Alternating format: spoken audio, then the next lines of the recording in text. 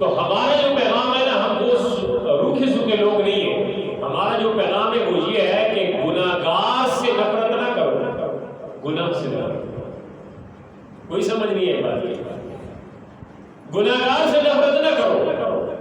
کوئی بندہ اگر کسی غلط کام میں ملوث ہے تو اس کو پیار دو اور اس کو سمجھاؤ، اس کو گناہ سے نفرت دلاؤ. یہ نہیں ہے کہ تم اس سے دور بھاگو. جب تم اس سے دور بھاگو گے تو کون اسے سیدھی راستے پہ لائے گا؟ اسے کون تبلیغ کرے گا؟ اس کے دل کو اللہ کی طرف مائل کون کرے گا؟ اس لیے گناہگار سے نفرت اسلام نہیں سکھاتا. اسلام گناہ سے نفرت سکھاتا ہے. مایا کہ تم جو لوگ گناہگار سے نفرت کرتے ہیں تو وہ حقیقت میں اچھا کام نہیں کر رہے ہوتے ہیں، کیونکہ وہ بندوں کو اپنے سے دور کر رہے ہوتے ہیں. جیسے وہ اس کی بخاری شریف میں بنی اسرائیل کا وہ واقعہ آتا ہے جس بندے نے 99 قتل کیے تھے. آپ نے سن رکھا ہے، میں صرف آپ کو اشارہ دیتا ہوں کہ میں نے جو جملہ بولا ہے نا، میں نے اس پہ دلیل دینی ہے کہ گناہگار سے نفرت نہ کرو، گناہ سے نفرت کرو. جب اس نے 99 قتل کیا تو وہ ایک بندے کے پاس چلا گیا، اہل علم کے پاس گیا ہوگا، تو اسے کہا کہ میں اتنا بڑا گناہ کیا، میں 99 قتل کیا ہے. تو اس نے کہا کہ 99 قتل کر کے بھی ابھی بھی پوچھتا ہے کہ میں بخشا جاؤں گا؟ 99 قتل کی ابھی بھی تیری گنجائش ہے کہ تو بخشا جائے گا؟ تیری تو توبہ ہی کوئی نہیں ہے، تیری تو معافی کوئی نہیں ہے. اس نے کہا چلو 99 جو قتل کیا تو ایک تیرا بھی سیر اتار دو تو کیا ہوتا ہے، اس کو بھی قتل کر دیا، پورا 100 پورا کر دیا. مطلب یہ کہ اب دیکھیں، اگر بظاہر گناہ سے نفرت نہیں دلائی اس نے گناہگار کو دھتکار دیا کہ تو جان تیرا تو معافی کوئی نہیں ہے. تو گناہگار سے نفرت گناہ پہ انسان کو اور دلیر کرتی ہے. جب اس نے 99 قتل کیے تھے اور اس نے کہا نہیں تو بخشے کوئی نہیں جانا، اس نے کہا چلو 99 کیے ایک اور بھی کروں. تو مطلب ہے اسے گناہ پہ اور اس کو دلیری آ گئی، بہادری اور جرأت آ گئی. اگر وہ اس کو سینے سے لگاتا اور کہتا یار اللہ تو معاف کرنے والی ذات ہے، اب تیس سے گناہ ہو گیا تو ٹھیک کیا ہے، اب توبہ کر اور چھوڑ اس بستی کو. آگے میں دوسرے صوفی صاحب کے پاس گیا تو اس سے پوچھا کہ میں نے تو 100 قتل کر دیے.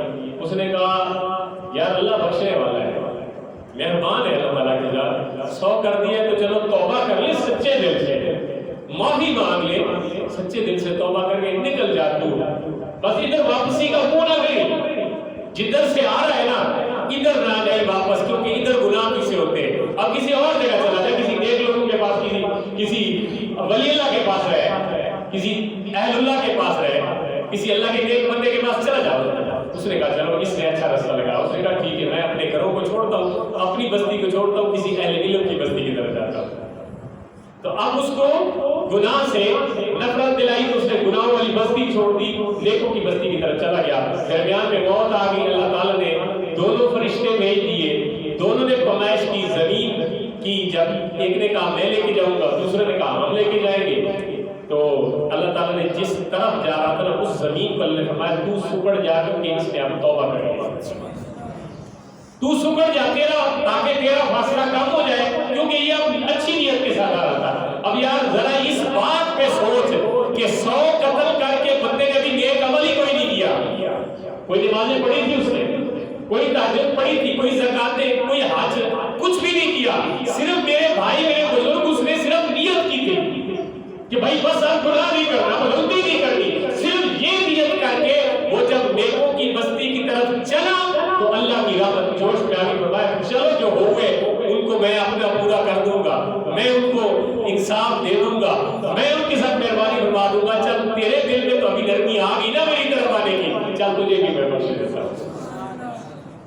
اب ذرا بندہ سوچ لے، اس سے بعد اسی ایک انعام پہ سوچ لے، اسی ایک بات پہ سوچ لے، اور ہزاروں باتیں ہیں کرنے کو، سمجھانے کو. تو جب بندہ اس طرح کی زندگی گزارتا ہے نا تو اس زندگی کا ایک اپنا ہی مزہ ہے. یار گناہ کر کے اگر اللہ کی بارگاہ میں بندہ مڑ آئے نا تو ایسا بندہ اللہ کو بہت پسند آتا ہے، ایسا بندہ اللہ کو بہت پسند آتا ہے. اس لیے کہ اللہ تعالیٰ فرشتوں کے سامنے فرماتا ہے دیکھو یار میرا بندہ اور بھی کسی درد نہیں کیا نا، نافرمانی بھی میری کی تھی، سو گھر میرے کو ہی معافی مانگنے واسطے ہے. اس واسطے بندے کو چاہیے کہ وہ جب غلطیاں ہو جائے اس سے تو تو وہ اپنا رجوع اپنی توجہ دوبارہ اللہ کی بارگاہ کی طرف کر لے تو اللہ تعالیٰ بخشنے والا ہے